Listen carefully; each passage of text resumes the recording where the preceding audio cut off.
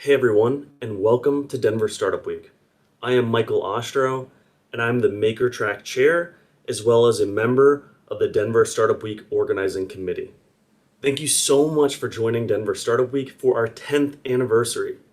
At Denver Startup Week, we strive to make all of our sessions a place where attendees can connect, learn, and grow, and that is regardless of age, gender identity, gender expression, race, ability, or sexual orientation. A special thank you goes out to our sponsors for their support and helping us make Denver Startup Week free for everyone and accessible to all. And I also want to thank Agora.io. They are the MakerTrack sponsor, so thank you, Agora, for making this happen.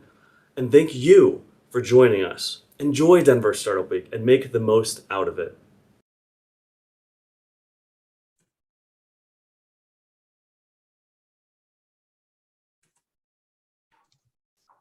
Hello, everybody, and thank you for joining us today. I am really excited to be here with this team, a panel of CPG leaders that are joining me today.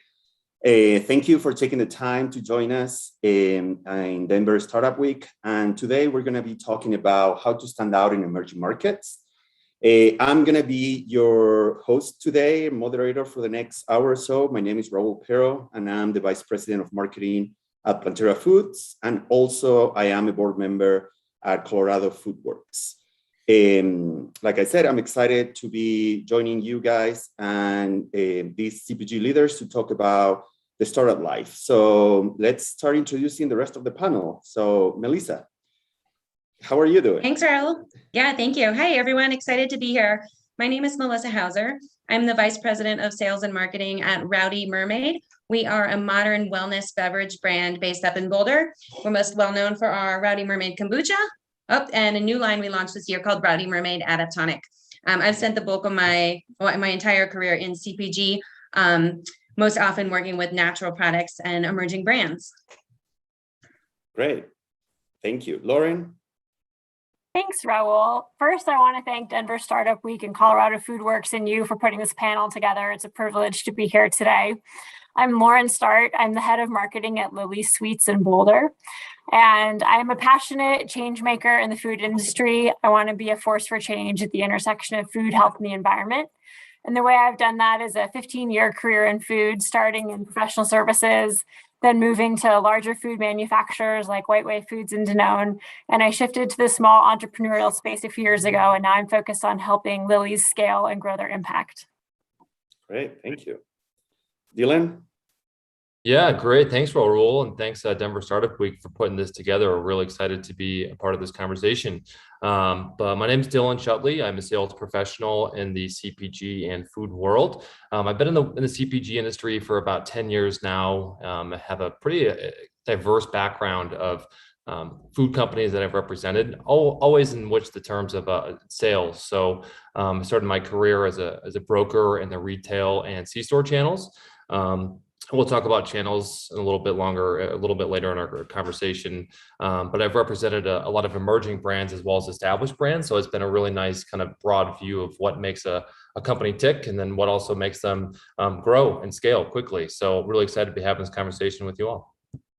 Perfect. Well, thank you all of you to joining me today and to be representing the CPG startup world. We're gonna be now jumping in a couple of questions, and I'm going to leave a few minutes at the end for the audience that is joining us to ask us questions that they want to direct to each of you as well. So let's start maybe just talking a little bit about why you guys choose CPG as the industry in your careers. Melisa, do you want to go ahead and tell us what attracted you to the CPG industry to start with? Sure, absolutely. I actually think the CP industry found me. I don't know that as a little girl that I woke up thinking that I was going to sell consumer packaged goods. But I absolutely love this industry. I first got into it because I fell in love with a particular product that was out in the market. And it was a compostable cup from a local company called Eco Products. And that actually drew me in. And I realized I was incredibly passionate about it and wanting to kind of scale that out to the world and to the country. And so I joined the industry and have been in it ever since. I think what I really love about CPG is just how competitive and dynamic and fast moving it is. So you're constantly building, constantly trying to stay ahead of what's next. It's a really innovative space. And so it requires a lot of energy, a lot of like pivoting and thinking on your feet. So that's really why I've stayed. And then within CPG, I've really found my niche within natural products and emerging brands. So I absolutely love to build things, but I have to build things that I'm really passionate about.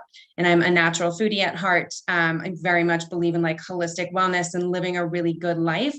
And so I kind of get jazzed every day about taking really good products and making sure that those are available to people and really helping kind of push the boundaries of like food and beverage and what people think is healthy. So that's what's kept me in CPG and keeps me engaged every day. Oh, that's great. And I mean, I completely agree with you that the CPG industry is challenging and always keep you on your toes. And you have to see what's coming next. And that it definitely is exciting. So Lauren, what about you? Yeah, it's funny what you said, Melissa. I also didn't dream of being a CPG marketer when I was growing up.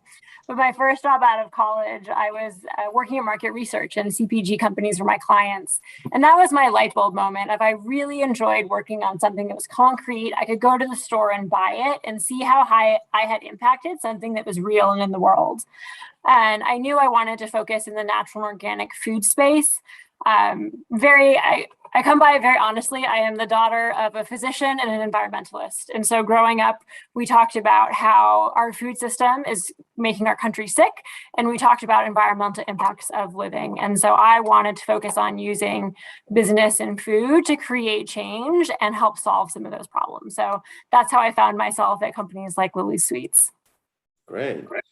And what about you, Dylan? How did you end up working in CPG world? Yeah, like Lauren and Melissa, I didn't wake up thinking I'd be in the CPG world. And honestly, I'm not even a big foodie, which is quite funny when I tell people I'm in the food industry and then tell them that I'm not a big foodie. But however, what I found in the industry is that it is extremely challenging, but there are also a lot of people who want to help you and grow and to make a bigger impact. And for me, that was something that stuck out when I'd go to trade shows and I'd met somebody once or twice and you'd see them again the third time and they'd be like, Dylan, how's it going? Can I help you with anything?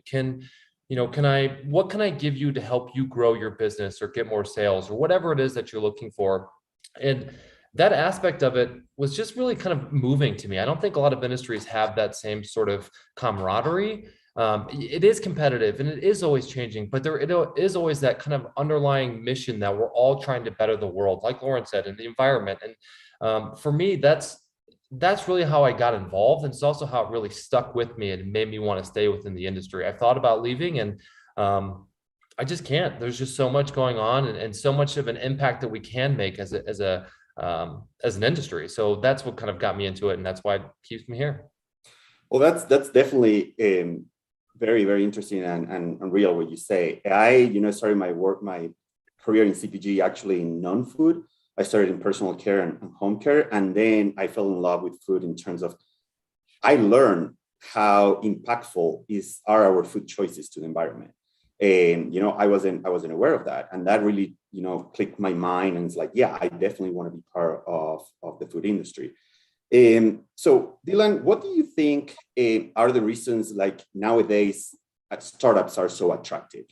Obviously this is a startup week and everybody that is, listening to us are part of a startup or want to be part of a startup. Why do you think that, startup is something that is so glamorous nowadays? Yeah. It's definitely glamorous, but it's also a little gritty and dirty too, which is kind of fun, but it's definitely attractive. And I think from a holistic viewpoint of the CPG industry, a lot's changed in the last 20 years, and even a lot more changed in the last year.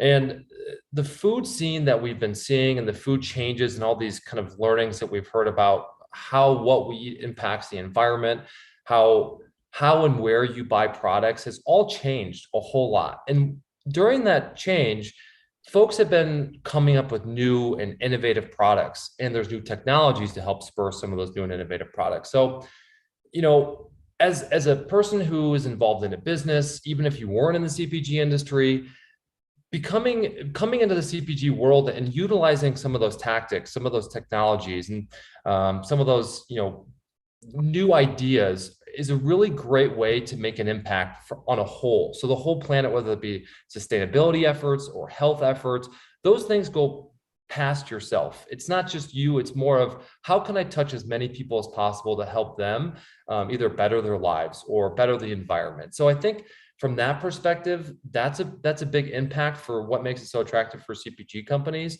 or to go and work at a startup CPG company.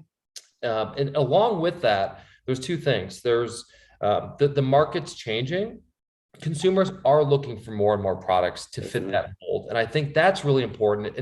And because that demographic's changing and that market's growing, the funding's coming as well. So now it's much easier to get that funding and to get those additional resources to help you grow a CPG company. Just for a short kind of a snapshot of what that investment looks like. In 2020, and I'm going to put my plant-based lens on here for a second, but in 2020, there was over $4 billion that was given to startup companies in the CPG world. From 1980 to 1920, there's only $2 billion. So the growth trajectory for the startup world, especially in the plant-based and any innovative products, is growing rapidly. And there's a big chunk that people want to get their hands on in this evolving market. So again, it's the changing demographics, it's the market that's changing, and then most importantly, it's just that holistic growth of what we can do as an organization or as a whole to help people better their lives.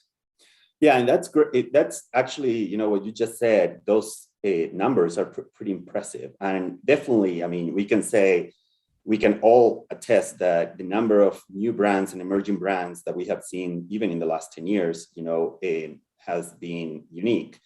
What do you think, Melisa? Do you think that that's just,